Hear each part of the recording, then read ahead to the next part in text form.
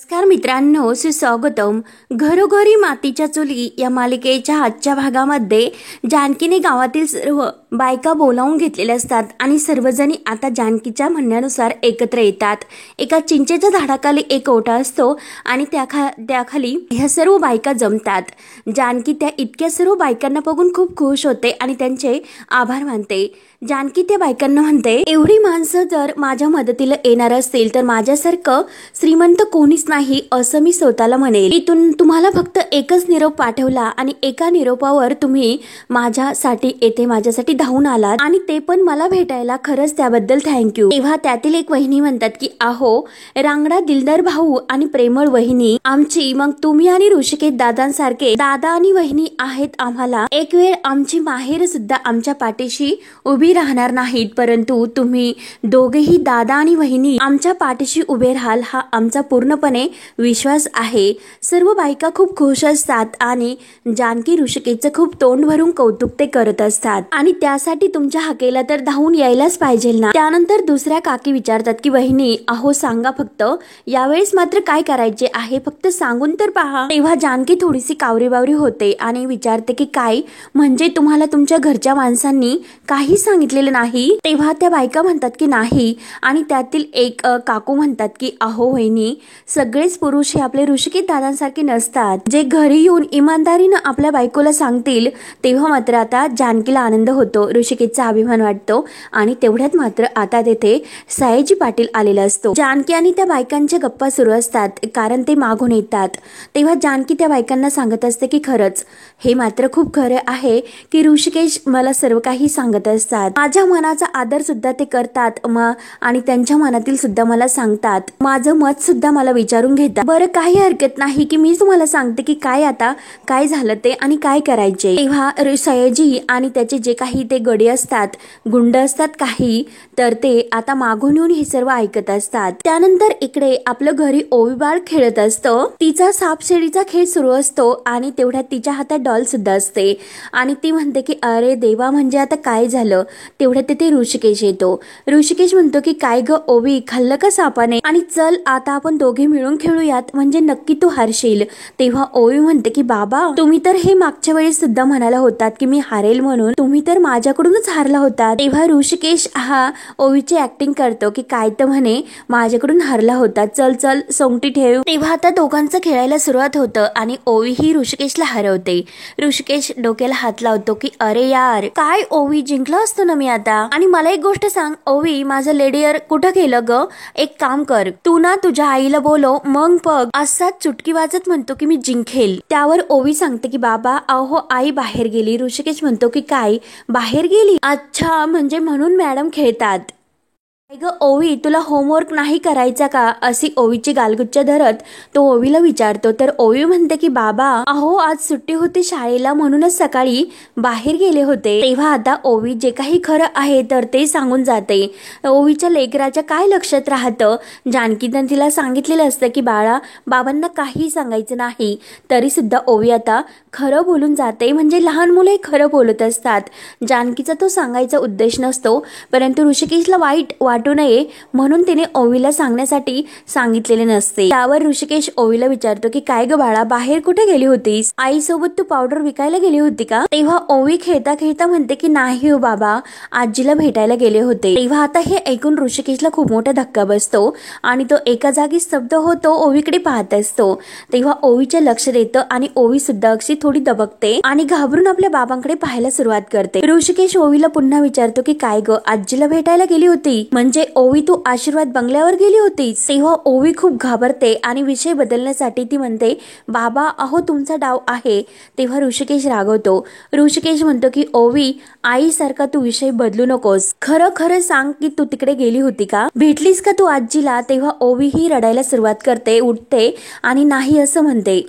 ऋषिकेश सुद्धा उठतो आणि ओवी तू घाबरू नकोस, तू माझ्याशी खोटं खोटं बोलू नकोस, पण मला सांग की तू तिकडे कशाला गेली होती? तू तिकडे गेली होतीस ना? तेव्हा ओवी रडत असते. ओवी काही उत्तर देत नाही तर ऋषिकेश पुन्हा तिला म्हणतो की ओवी मी तुला काय विचारतो बाळा? ओवी खूप घाबरते आणि रडत असते. तर ऋषिकेश खाली बसतो, ओवीला प्रेमाने जवळ घेतो आणि ओवी बाबा आणि तू बेस्ट फ्रेंड आहात ना? तेव्हा ओवी फक्त मान डोलावून हो म्हणते.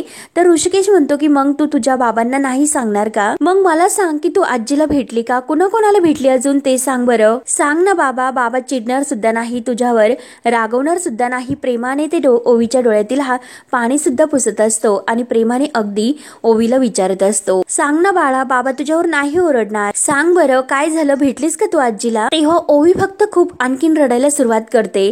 तेव्हा ओवी इतकी घाबरलेली असते. तेव्हा ऋषिकेश म्हणतो की बाळा अगं सांग ना काय झालं, काय इतकी रडते? तिकडे तुला कोणी काही बोललं का? तू रडतेस का बाळा? तेव्हा मात्र आता रडत रडत ओवी ऋषिकेशला सर्व काही खरं सांगते की मी आजीला भेटायला तिकडे आशीर्वाद बंगल्यावर गेले होते आणि त्या ऐश्वर्या आंटीने मला हात पकडून मला घराच्या बाहेर काढलं. तेव्हा ऋषिकेशला खूप राग येतो. ऋषिकेश म्हणतो की काय काय सांगतेस? तेव्हा आता घडलेला सर्व प्रकार ओवी ही ऋषिकेशला सांगते, कारण ऐश्वर्याने तिचा कसा अपमान केला, तिला फरफटत कसं घराच्या बाहेर काढलं. रडत रडत ती आपल्या बाबांना सर्व काही सांगून देते. त्यानंतर ओवी रडत कुठे बसलेली असते आणि जानकी तिला कुठे भेटते ही सर्व काही आता ऋषिकेशला ती सांगत असते. की तेथे आली म्हणजे आईने मला घरी आणलं आणि आईनेच मला सांगितलं होतं की बाबांना काही सांगायचं नाही म्हणून, आणि आईने मला इतकं सांगितलेलं होतं तरी सुद्धा बाबा मी तुम्हाला आज हे सर्व सांगितलं, पण तुम्ही आईंना कळून देऊ नका, आईला सांगू नका की मी तुम्हाला हे सर्व सांगितलेले आहे म्हणून. मी परत त्या घरी नाही जाणार. आणि ती कान पकडून आपल्या ऋषिकेश बाबांना सॉरी बोलते. तेव्हा आपल्या ओवीचा झालेला इतका अपमान म्हणून ऋषिकेशचे डोळे भरून येतात. ऋषिकेशला खूप वाईट वाटत असतं. ओवी रडतच म्हणते की बाबा तुम्ही माझ्यावर रागावला तर नाही ना बाळा? तेव्हा आता ऋषिकेश अगदी शांत असतो आणि ओवी जास्त रडायला सुरुवात करते. तेव्हा ऋषिकेश आपल्या ओवी बाळाला जवळ घेतो. ओवी शांत हो बाळा, मी नाही रागवलं तुझ्यावर, कारण यात तर तुझी काही चूक नाही बाळा. चूक तर त्यांची आहे की ज्यांनी माझ्या मुलीला घराच्या बाहेर हाकललं, त्यांना मात्र त्यांच्या चुकीची शिक्षा भोगायला लावणारच मी. ऐश्वर्या तुला तर सोडणार नाहीच मी आता, तुला सुद्धा आणि त्या तुझ्या सारंगला सुद्धा. त्यानंतर इकडे जानकीही त्या सयाजीरावाला आणि त्याच्या माणसांना काही पाहत नाही, कारण ते मागून हे सर्व ऐकत असतात.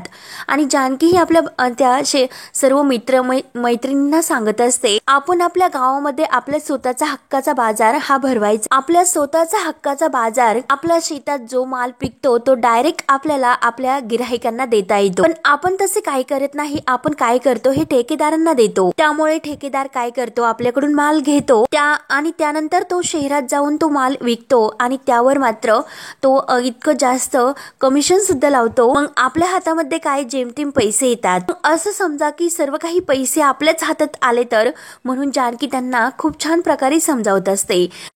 तोपर्यंत सयाजीराव आपल्या शेतकऱ्यांना खुणावून हे सर्व ऐकायला सांगत असतो आणि खुणावत असतो. म्हणजे ऋषिकेशने जी योजना केलेली आहे तर त्या योजनेनुसार आपणच आपला शेतात माल पिकवायचा आणि स्वतःच तो बाजारात नेऊन विकायचा. म्हणजे ना कमिशन आणि ना काही दलाली आणि ना ठेकेदार, सगळे पैसे आपल्याला मिळतील आणि त्या पैशातून आपण आपल्या गरजा भागू शकतो आणि 4 पैसे हे आपल्याला म्हणजे बाजूला सुद्धा ठेवता येईल. आपल्या मुलांच्या भवितव्यासाठी आपल्याला बाजूला ते पैसे ठेवून आपल्याला सर्व काही व्यवस्थित करता येईल. ऍक्च्युली ऋषिकेश काही शेतकऱ्यांशी बोलले, करत काही शेतकऱ्यांना पटलं आणि काहींना नाही पटलं. तेव्हा आता सयाजीरावांनी आपल्या माणसांना चांगलंच असं तयार करून ठेवलेलं असतं आणि जानकीचं बोलणं तो ऐकत असतो. तेव्हा आता त्या माणसामध्ये कुजबुज ही हळूहळू सुरू होते आणि जानकीचं बोलणं सुद्धा ते ऐकत असतात. तर जानकी म्हणत असते, काही शेतकऱ्यांना ते पटलं नाही म्हणून मी तुम्हाला येथे बायकांना सर्व जणींना इथे बोलावले. मग तुम्ही तुमच्या काही भावांना, तुमच्या मिस्टरांना आणि तुम्ही त्यांना समजावा, त्यांना व्यवस्थित सांगा आणि तुम्ही तुमच्या काही मैत्रिणींशी सुद्धा बोला, त्यांना सुद्धा ही समजावून सांगा. म्हणजे काय होईल की यात आपलाच फायदा होईल, आपलीच मुलं शिकतील, आपल्याला चांगल्या सोयी सुविधा करता येतील. आणि तेवढ्यात लगेच सयाजीराव ओरडत म्हणतो की बघा बघा, इथे तर बायकांना फितवण्याचं काम सुरू आहे. म्हणून सयाजीराव पुढे येतो. तर सर्व बायका हे जानकीच्या मागे येतात आणि बघा ना, स्वतःचं घर तर हिने मोडलंच आणि आता आता लोकांच्या घरात सुद्धा घुसते। तेव्हा हे ऐकून जानकीला खूप राग येतो। जानकी रागाने सयाजी पाटलाकडे पाहत असते आणि आता सयाजीराव आपल्या शेतकऱ्यांना सांगतो की आजच रात्री बघा की प्रत्येकाच्या घराघरातून भांडे आपटल्याचा आवाज येणार आहे आणि तसही ही बाई जे काही समजावते ना ते ह्या बायकांच्या डोसक्यात थोडंच असं व्यवस्थित त्यांना शिरणार आहे का, व्यवस्थित त्यांना समजेल का। तेव्हा आता सयाजीरावाचे ते गुंड आणि ते काही शेतकरी सयाजीरावाकडून असतात तर ते जोरजोराने हसतात। तेव्हा आता जानकीला खूप राग येतो। जानकी म्हणते की काय हसण्याची गोष्ट आहे का, मस्करी वाटते का तुम्हाला, येथे शेतकऱ्यांच्या पोटा पाण्याचा प्रश्न आहे, त्यांच्या आयुष्याचा, त्यांच्या मुलांचा प्रश्न आहे। आणि एक गोष्ट सांगते सयाजी काका, मी कुणाला फितवत नाही, फितवायला तर तुमचे ऐश्वर्य आहे ना, कसं फितवायचं, घर कसं मोडायचं तिचं तर बरोबर ट्रेनिंग झालेलं आहे। येथे मी माझ्या मैत्रिणींशी भगिनींशी बोलायला आले, तुम्ही मार्केट चालवत असताल परंतु आम्ही बायका सुद्धा घर चालवतो, ही गोष्ट लक्षात ठेवा। तेव्हा आता जानकी काही या सयाजी पाटलाला घाबरत नाही, प्रत्युत्तराला प्रत्युत्तर देतच असते। तेव्हा आता ह्या सर्व मैत्रिणी आपल्या जानकीच्या बाजूने असतात।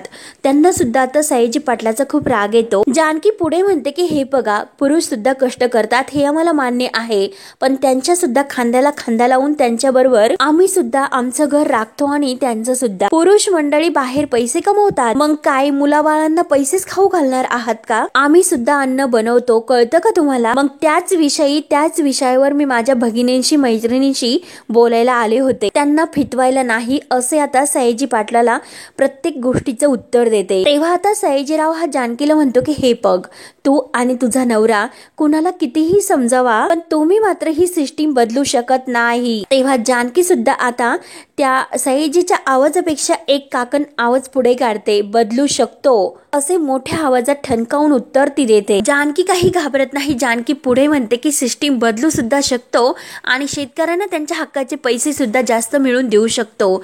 तेव्हा आता जानकीकडे सर्वजण पाहत असतात। जानकी अगदी हाताची घडी घालून या सयाजीला उत्तर देते। तेव्हा सयाजीरावाचा आणखीन राग चढतो आणि तो रागाने मोठ्याने विचारतो, कसल्या कोणत्या हक्काचे पैसे म्हणतेस तू। तेव्हा आता जानकी इतकी चवताळलेली असते आणि ती आता एक पाऊल पुढे येते।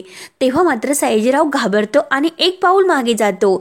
जानकी म्हणते की काय, तुम्हाला काय वाटलं आणि कोणते पैसे, तर तुम्हाला असं वाटतं की आम्हाला काहीच कळत नाही, आम्हाला सर्व काही कळतं की शेतकऱ्यांकडून माल घेतला जातो आणि त्या मालाचं किती कमिशन आणि किती पैसा नफा वगैरे सर्व काही तुम्हाला मिळतं आणि ते कमिशन तर आता इतकं वाढत गेलंय की त्याचा अतिरेक सुद्धा होत गेलाय। जेव्हापासून सारंग भाऊजींनी तुम्हाला बाजार समितीवर नेमलंय ना तेव्हापासून आता या कमिशनचा जो काही अगदी योग्य दर होता तर त्या दरापेक्षा जास्तच आता येथे लुटायला सुरुवात झाली आणि हे सर्व होतं कुणामुळे, तर तुमच्यामुळे। कारण शेतकऱ्याचा विचार न करता फक्त आपला विचार करायचा ही सयाजी पाटील आणि ऐश्वर्या तुमची मुलगी आजी यांचे दोघांचे संस्कार आहेत। शेतकऱ्यांना किती लुटायचं हे सुद्धा तुम्ही काही मागे पुढे पाहत नाही। की पुढे म्हणते की बाजारभाव वाढला तरी सुद्धा शेतकऱ्यांना त्या नफ्याचे पैसे मिळत नाही, उलट जास्त कमिशन तुम्हाला मिळते। आणि एक गोष्ट घ्या की आज जर बाजारभाव 500 रुपये असेल तर अर्ध्याहून जास्त म्हणजे 300 किंवा 350 रुपये कमिशन हे तुमच्या घशामध्ये जातं। तेव्हा आता जानकी जे काही बोलत असते अगदी ठणकावून ते मात्र आता शेतकऱ्यांच्या लक्षात यायला सुरुवात होते आणि शेतकऱ्यांची एकमेकांमध्ये कुजबूज सुरू होते। तेव्हा जानकी काही आता घाबरायला तयार नसते। जानकी आता इतकी चवताळलेली असते। जानकी म्हणते की जो शेतकरी आपल्या शेतामध्ये कष्ट करतो, घाम गाळतो, कष्ट करतो ना, त्याच्या हातात किती येतात, 100 ते 150 रुपये असे हातावर हात अगदी वाजवत ती सयाजीला उत्तर देत असते। बाकीचा सर्व मलिदा म्हणजे सर्व पैसे हे सयाजी काका तुमच्या घशात जातात ना, ज्या पैशाबद्दल बोलतात ना आणि ज्या बाजार भावाबद्दल बोलतात ना त्यात 500च्या 500 शेतकऱ्यांना मिळणार आहे। निदान तो आपल्या मुलाबाळांना 4 घास जास्त खाऊ शकतो आणि सुखात त्यांना जीवन त्यांचे घालू शकतो, त्यांचे शिक्षण करू शकतो आणि आपल्या मुलांच्या भवितव्यासाठी 4 पैसे तो आपल्या गाठीशी बांधून ठेवू शकतो, म्हणजे 4 पैसे तो बाजूला ठेवू शकतो। तेव्हा आता जानकीने इतकं काही खणकावून उत्तर दिल्यानंतर मात्र आता सयाजीची बोलती बंद होते। तेव्हा सयाजी म्हणतो की ओ बाई, तुमच्या या बाजारात येणार तरी कोण? आसपासच्या गावची मंडळी ना. त्यावर जानकी म्हणते की का आम्ही आमचा माल शहरात नेऊ शकत नाही का? तेव्हा आता जानकी ही सायजी पाटलाला प्रत्युत्तर देत असते. थोडीशी सुद्धा ती घाबरत नाही. जे सत्य आहे ते आज ती सयाजीरावाच्या तोंडावर सर्व जगाला, सर्व शेतकऱ्याला ओरडून सांगत असते. त्यानंतर मात्र आता सयाजीरावाची तर बोलती जानकीने बंद केलेलीच असते. तर आता इकडे सुमित्राला खूप वाईट वाटलेलं असतं. सुमित्रा सारखी रडत असते. नानांना विचारत असते की काय वाटलं असेल आपल्या ओवी बाळाला, तिला घरातून हाकलून दिलं. तिच्या मनाचा तरी विचार करायला हवा होता. किती तिला वाईट वाटलं असेल. तिला आता या घराच्या बाहेर काढल्यानंतर किती वाईट वाटलं असेल. तिला असं वाटलं असेल कारण आता या घरामध्ये आपल्याला घराच्या बाहेर काढलं जातं म्हणजे या घरात आपलं लाड करणारं कोणीच नाही म्हणून आता ओवीच्या मनात आपल्याविषयी काय अशी भावना निर्माण झाली असेल. म्हणून आता सुमित्रा खूप रडत असते आणि हे सर्व ती नानांना बोलावून दाखवत असते. आता तुम्हीच सांगा की ओवी मला भेटायला कशी येईल बरं? तिला आपल्या घरात येण्यासाठी काय वाटत असेल? येणार सुद्धा नाही अशा या ऐश्वर्याच्या वागण्याने. आणि खरं सांगते की मी त्या ऐश्वर्याला इतकं काही झापलं, इतकं काही तिला मी सुनावलं, पण मी जरही तिला इतके बोलले, तिला रागवले, पण जे झाले ते आता बदलता येणार आहे का? मला तर काही वेळेस असं वाटतं विचार केल्यानंतर की कुठेतरी मी काहीतरी चुकवलं, खूप मोठी चूक केली. खरंच मला खरंच वाटतं. नानांना सुद्धा तेच आपल्या सुमित्राला सांगायचं असतं. सुमित्रा डोळे भरून रडत असते की माझं चुकलं. आपले पदराने डोळे पुसते. माझी चूक झाली म्हणून तिला खूप पश्चाताप होत असतो. आणि त्याच वेळेस मात्र तेथे सौमित्र येतो आणि आईजवळ बसतो. सुमित्रा खूप रडत असते. सौमित्र अगदी खांद्यावर हात ठेवून म्हणतो की आई तुला जर हे वाटायला लागले ना तर मग मात्र तुझी चूक सुधारायला सुरुवात झाली. आई हे बघ, आपण जर आपली चूक सुधारली तर दुरावलेली माणसं आपोआप आपल्या जवळ येतात. मला असं वाटतं की आई आता तू वेळ वाया घालायला नको. दादा वहिनीला तू मानाने या घरामध्ये परत घेऊन ये. त्यांची माफी माग. त्यांना आता या घरात आण. आई काही कर पण दादा वहिनीला या घरात आणायला उशीर करू नको. आई मी तुला सांगतो की या घराची सुख शांती तू परत घेऊन ये. आणशील ना? तेव्हा नानांना सुद्धा तेच सांगायचं असतं. नाना लगेच आपल्या सुमित्राला हात करून सांगतात की हो मला सुद्धा तेच म्हणायचं. सौमित्र एकदम बरोबर बोलतो. तेव्हा सौमित्र पुन्हा नानांकडे बघत सुमित्राला विचारतो की सांग ना आई, तू बोलवशील ना त्या दोघांना परत घरामध्ये? तेव्हा सुमित्रा रडतच म्हणते की अरे सौमित्र तू बघतोस ना आपल्या नानांची काय अवस्था. इतका मोठा खंबीर माणूस, परंतु त्यांना मात्र त्या जानकीने ढकललं. जानकीने त्यांची ही आज ही अवस्था केली. तेव्हा आता नानांना काय कसं सांगू नाही कळत. डोक्याला हात लावून बसतात. तेव्हा सौमित्र म्हणतो की आई अगं ते सर्व खोटं असं. तर सुमित्रा म्हणते की हो तुला खोटं असं म्हणायचं का? अरे पण खरं काय ते सगळ्यांना कळून दे ना. अरे जानकी निर्दोष सिद्ध झाल्याशिवाय मी तिला आपल्या घरामध्ये परत नाही आणू शकत. तेव्हा आता सौमित्र म्हणतो की आई, तर सुमित्रा म्हणते की सौमित्र हे बघ, इतक्या घाईघाईत मी कोणताही निर्णय नाही घेऊ शकत. सौमित्र म्हणतो की निदान आई ओवीचा तरी विचार कर आणि त्यांना घरात घेऊन ये. तेव्हा सुमित्रा म्हणते की हो ना, ओवी माझी एकुलते एक नात आहे. माझा तिच्यावर प्रचंड असा विश्वास आहे. पण अरे सुमित्र, ऋषिकेशने मात्र माझं मन खूप दुखावलं. आई आणि बायकोमध्ये त्याने फक्त बायकोला निवडलं रे आणि माझ्याकडे मात्र पाठ फिरून निघून गेला. माझ्याची असणारं नातं सुद्धा त्याने तोडलं. एकदा आई म्हणून त्याने माझ्याकडे वळून सुद्धा पुन्हा बघितलं नाही. तरी सुद्धा मी पुढाकार घेतला आणि त्याला भेटायला गेले होते. अरे मला माझ्या ओवीला भेटायचं होतं. अरे त्याने तर मला झिडकारलं, माझा अपमान केला, खूप काही सुनावलं आणि मला तेथून काढून दिले. ओवीला तर भेटून दिलंच नाही, परंतु मला मात्र ते तेथून काढून दिले. आणि आता जर ऋषिकेशला हे कळलं की ऐश्वर्यानं ओवीला काढून दिलं, तिला घराच्या बाहेर काढलं, तिच्याशी ती अशी पद्धतीत वागली, तर मात्र तो या घरात कधी येणारच नाही. तेव्हा सौमित्र म्हणतो की हे बघ आई, दादाला कसं मनवायचं ते मी पाहतो. अगं पण फक्त तू तुझ्या मनाला काय वाटतं त्याचा विचार करत जा आणि तशी वागत जा. कोण काय बोलतं, कोण तुला कसं समजावून सांगतं त्यावर मात्र तू विश्वास ठेवू नको. कुणाच्याही बोलण्यावर आई तू विश्वास ठेवू नको. फक्त तुझ्या आणि तुझ्या मनावर विश्वास ठेव. तेव्हा नानांना सुद्धा हेच असं सुमित्राला सांगायचं असतं. ते सुद्धा अगदी बोट आणि हातवारे करून सुमित्राला सांगायचा प्रयत्न करतात की सौमित्र एकदम योग्य बोलतो. सौमित्र म्हणतो की जानकी वहिनी निर्दोष आहे हे कधी ना कधी सिद्ध होईलच, यावर माझा आई पूर्ण विश्वास आहे. तेव्हा आता सुमित्राला सौमित्राच्या बोलण्याचा विचार येतो. ती विचारात पडते की नक्की काय खरं आणि काय खोटं.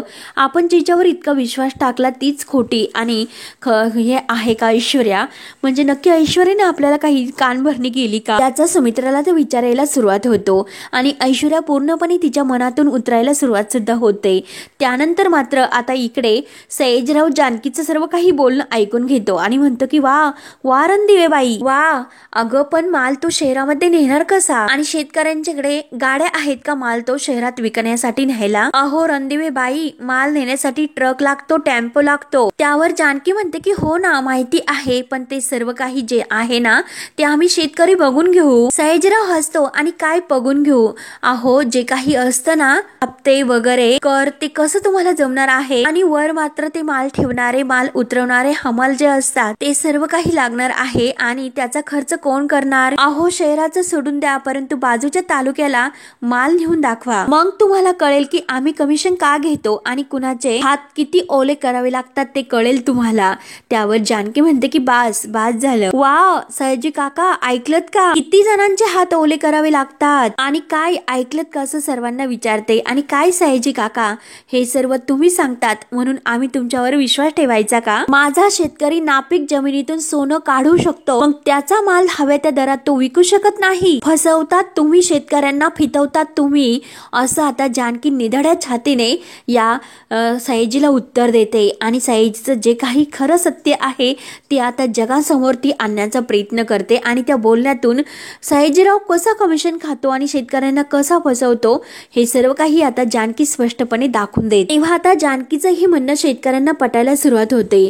जानकी पुढे म्हणते अगदी सयाजीकडे बोट दाखवत, बाजारभाव कोण ठरवतो, आणि हे सयाजीरावांकडे हात करते. शेतकऱ्यांच्या मालावर किती कमिशन घ्यायचं हे कोण ठरवतो, तर हे असं सयाजीकडे पुन्हा बोट करते. कुणाचे हात किती ओले करायचे हे कोण ठरवतो, हेच. या अर्थी कुणाच्या खिशात किती पैसे जातात हे ठरवता येते, आणि ते कोण ठरवतात तर हेच. मग हेच आपल्याला बदलायचे असे दुर्गापनत जानकी या सयाजीला चॅलेंज आणि ठरवते. सयाजीचं जे काही काळेपणा आहे तो आता जानकी हे शेतकऱ्यांसमोर आणत असते. सयाजी तर बोलती बंद होते, पण अगदी डोळे वाचून तो जानकीकडे पाहायला सुरुवात करतो. तेव्हा आता जानकी सर्वांना समजावून सांगते की ऋषिकेश ज्या बाजार भावाबद्दल बोलतात ना ते सर्व शेतकऱ्यांना समजावून सांगणार आहेत. सगळे शेतकरी हे शेतकऱ्याच्या हितासाठी ठरवणार आहे, आणि सयाजीकडे बोट दाखवत म्हणते की ह्या ठेकेदारांच्या हितासाठी नाही. तेव्हा आता सयाजीराव म्हणतो की रणदिवेबाई, होडीत बसून पाण्यात जाळं फेकणं ही सोपं असतं, पण एक डाव मात्र तू नदीत उतरून बघ, मग कळेल तुला नदीतील मासे तुम्हाला जित्ते सुद्धा सोडणार नाहीत. त्यावर आता जानकी म्हणते की नदीचा प्रवाह बदलण्याची धमक आमच्यात आहे, हिम्मत असेल तर अडवा, अडवून तर बघा. तेव्हा आता सयाजीराव आपल्या शेतकऱ्यांना म्हणतो की बघा बघा, ही बाई तुमच्यात आणि माझ्यात तर भांडणं लावतेच, पण तुमच्या बायकांना सुद्धा फितवते. त्यामुळे तुम्हीच तुमचं बघा काय करायचं ते, आणि तुमच्या बायकांना समजवा, त्यांना घरी घेऊन जा. तर लगेच दुसरा एक शेतकरी असतो तो म्हणतो की शेवंते चल घरी, काय करतेस इथे. आणि सयाजीचा दुसरा तो पाळतू कुत्रा सुद्धा म्हणतो की शेवंते, शकू चल घरी, आपल्याला यांचं काही ऐकायचं नाही, चल घरी बरं. त्यावर आता शेवंत काय आणि शकू काय त्या ठणकावून पुढे येतात.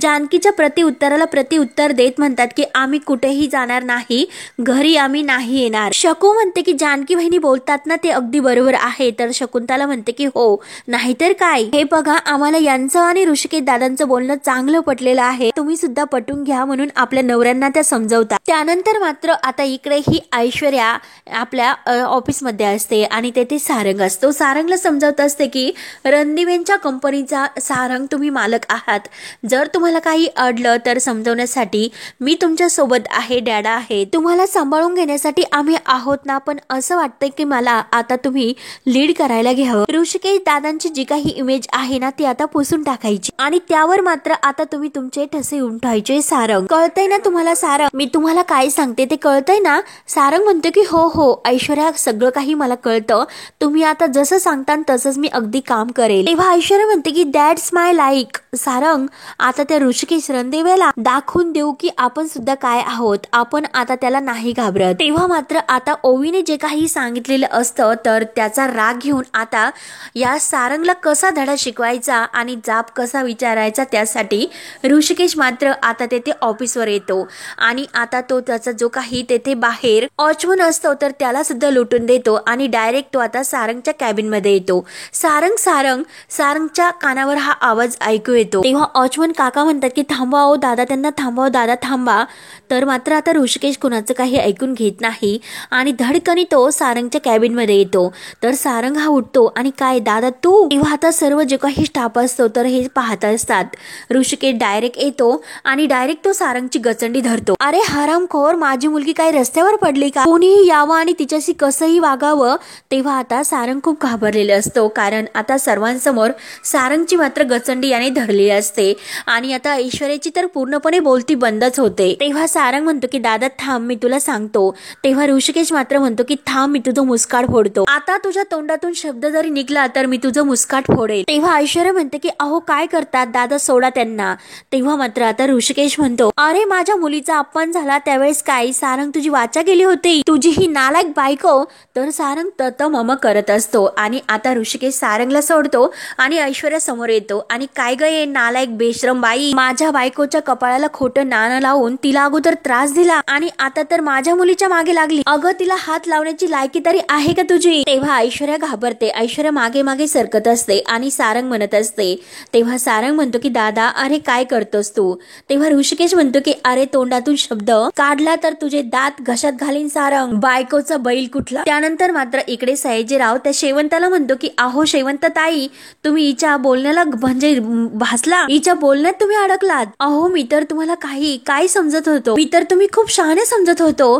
तेव्हा मात्र आता शेवंत काकू म्हणतात की म्हणजे अच्छा, तुमचं ऐकलं नाही म्हणून आम्ही शहाणे नाही असं होतं का? तर सयाजीराव म्हणतो की नाही नाही अहो ताई, तुमचा काहीतरी गैरसमज होतो. अहो पण तुम्ही कुणाची बाजू घेतात? या जानकीची. अहो विचारा ना हिला कधी एकदा की यांनी कधी नांगर हातात धरला का, हिच्या हाताला कधी माती लागली का? आणि शेतकऱ्यांची बाजू घ्यायला निघाली आणि काय तर म्हणते शेतकरी याव शेतकरी त्याव करेल. आणि जानकीला म्हणतो की जर तुझ्यात दम असेल तर शेत नांगरून दाखव. तेव्हा आता शेतकऱ्यांची कुजबूज सुरू होते, आपापसात ते बोलत असतात. तर सयाजी हा जानकीला चॅलेंज करतो की तू शेत नांगरून दाखव मग मी तुला मानेल. तेव्हा जानकी कुठे हरणारी असते, जानकी डायरेक्ट पुढे येते, निधड्या छातीने म्हणते की वेळ आली तर ते सुद्धा करेल. त्यावर सयाजी म्हणतो की कर ना मग. तर जानकी म्हणते की हो, तुम्ही सांगेल तेव्हा, तुम्ही सांगताल तेव्हा. नांगर येथे शेती नांगरायची ना, मग नक्की नांगरून दाखवेल. आम्हाला सुद्धा शेतीतील कळतं हे तुम्हाला मी सिद्ध करून दाखवेल. तेव्हा सयाजीराव म्हणतो ठीक आहे, मग लागली पैंच. जर तू शेत नांगरून दाखवलं तर मी सुद्धा शेतकऱ्यांच्या मध्ये केव्हा सुद्धा येणार नाही आणि कमिशन गेलं बैलाच्या गोठ्यात. मग जर तुम्ही पैंच हारलात तर तू आणि तुझ्या नवऱ्याने तोंडातून बाजाराचा शब्द सुद्धा काढायचा नाही. आहे का तुला मंजूर? तर जानकी म्हणते की हो मंजूर. तेव्हा जानकी इतकं दिलेलं ठणकावून उत्तर ऐकून आपल्या सर्व जानकीच्या मैत्रिणी अगदी खुश होतात. जानकीकडे बघून त्या सुद्धा अगदी ताटमानेने उभे राहतात आणि सयाजीरावाचं हे चॅलेंज स्वीकारतात. जानकी म्हणते की हो मला तुमचं चॅलेंज मंजूर आहे. ही जानकी ऋषिकेश रणदिवे शेत नांगरून दाखवेल. तेव्हा आता ठणकावून उत्तर आणि ते चॅलेंज ती सयाजीचं स्वीकारते आणि हा भाग येथे संपतो. पुढील भागामध्ये सयाजीराव जानकीला सर्व बायकांसमोर शेतकऱ्यांसमोर म्हणतो तू आणि शेती करणार आणि काय ग शेती नांगर बैल कुठून आणणार आणि कशी शेती करणार, कोण देणार आहे तुला बैल नांगर शेती? तेव्हा आता सौमित्र पुढे येतो. सौमित्र म्हणतो की मी देणार. असं ठणकावून त्याने आता जानकी बहिणीची लक्ष्मणासारखा धावून येऊन आपल्या वहिनीची बाजू घेऊन तिला मदतीसाठी तो धावून आलेला असतो आणि आता सयाजी पाटलाची बोलती तो बंदच करतो. त्यानंतर मात्र इकडे आपल्या ऋषिकेशने सारंगची चांगली धुलाई केलेली असते आणि त्या ऐश्वर्याची सुद्धा चांगली जिरवलेली असते. ऐश्वर्या सुद्धा खूप घाबरते आणि चांगला तो धमकावतो की यापुढे जर माझ्या बायकोच्या आणि मुलीच्या डोळ्यात एक अश्रू जरी आला ना तरी मी कुणाची गय करणार नाही, हे गोष्ट लक्षात ठेव. सारंग तर खूप घाबरलेला असतो आणि त्याच्या त्या गालावर आता हे असे लाल ओळ उठलेले असतात. ऐश्वर्या मात्र आता खूप घाबरते आणि आता पुढे काय काय होत राहणार हे पाहण्यासाठी आपल्या चॅनलला नक्की सबस्क्राईब करत राहा. धन्यवाद.